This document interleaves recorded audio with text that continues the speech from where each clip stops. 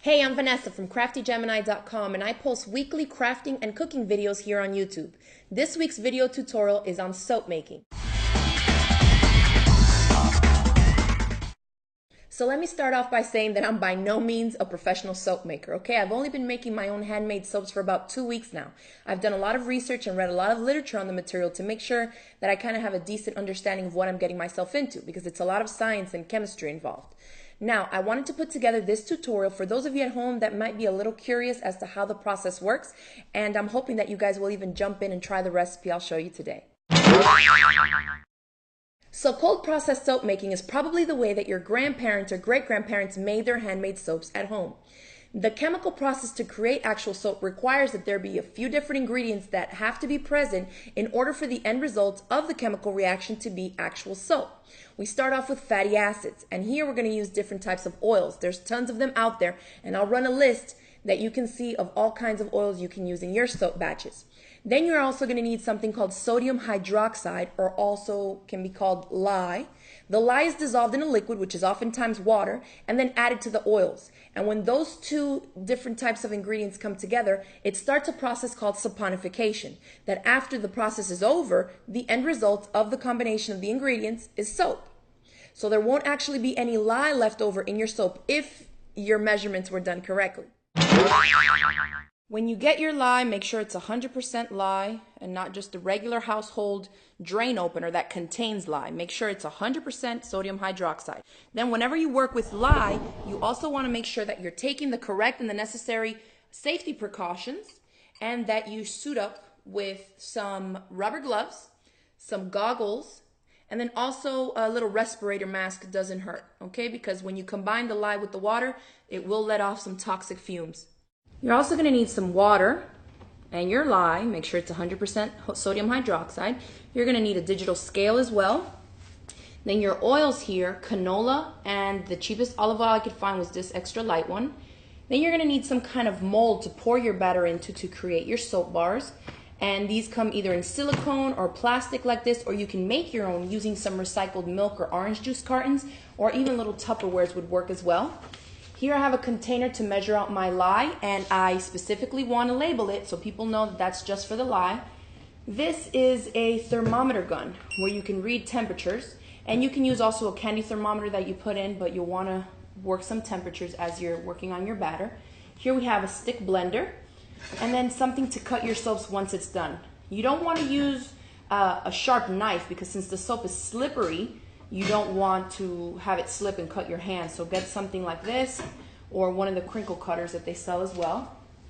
Then I have a spatula, which I also label, that's just for my soap stuff, a big measuring cup, a stainless steel spoon, and then also a bowl, which is where we'll be mixing everything into.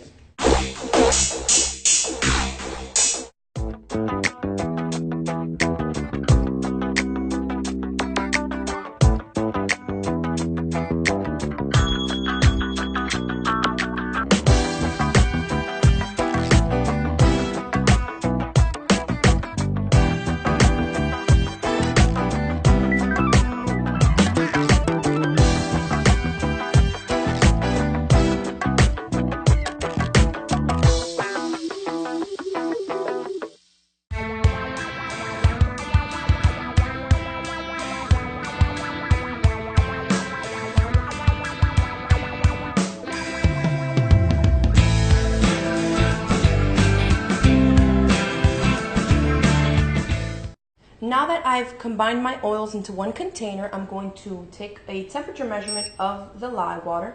And I see it's at 136, 137-ish, around there. And let's take the temp of our oils.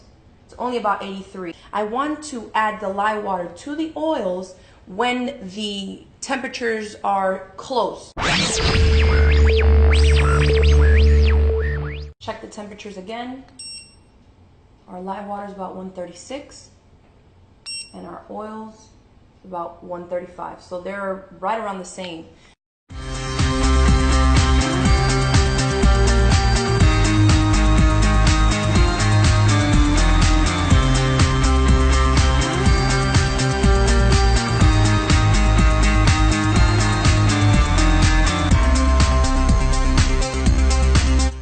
trying to get this to a point called trace, and the way to see that is when you go like this and you kind of drizzle it on top, you should see little trailings left behind, which obviously I'm not there yet because I can still see the oil separated.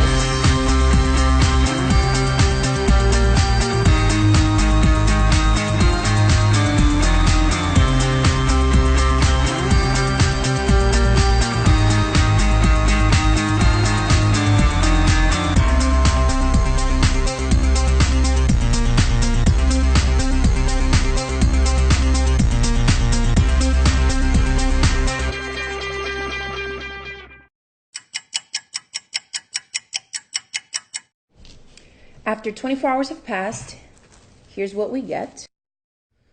I'm just going to squeeze these on the sides. Look at that. They pop right out. Is that cute or what? Whoop! Awesome. You can keep these just like these nice big bars. Now they need to sit, or what they call cure, for about 4 to 6 weeks before you can actually use it. And during that curing time, what's going to happen is all the moisture, the water that's left in there is going to evaporate out. So it's going to give you a nice hard bar that will last you longer in the shower. Look at that. A nice hard white bar. And that was just with 2 oils, canola and olive oil. Let's check out our other mold here and see what we ended up with. This is the silicone mold. So you want to pull the sides apart. Look at that. Nice. This is a little guest size mold. So let me turn it this way so you guys can see it better. I'm going to cut it with my crinkle cutter so you can see how cute these will come out.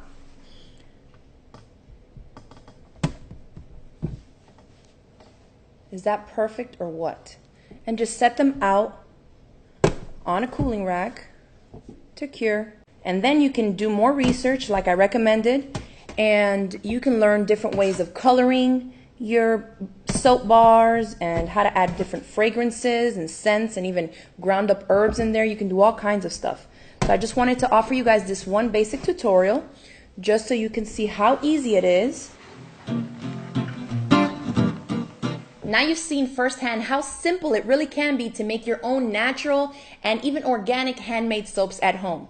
I recommend that you all now do some research and check out some of these websites that I really recommend for beginning soap makers. They were influential in getting me to take the plunge and kind of starting playing around with different recipes and ingredients, and this stuff really is addictive. So I recommend that you check them out. There's also some other YouTube videos that I'm going to post links to that I recommend that you all watch. There's a lot that goes into as far as safety and the different types of colorants and ingredients and even fragrances that you can put into your soaps that I've barely even scratched the surface of cold process soap making. But I hope that you enjoyed this very entry-level beginner video, and maybe you'll give it a try.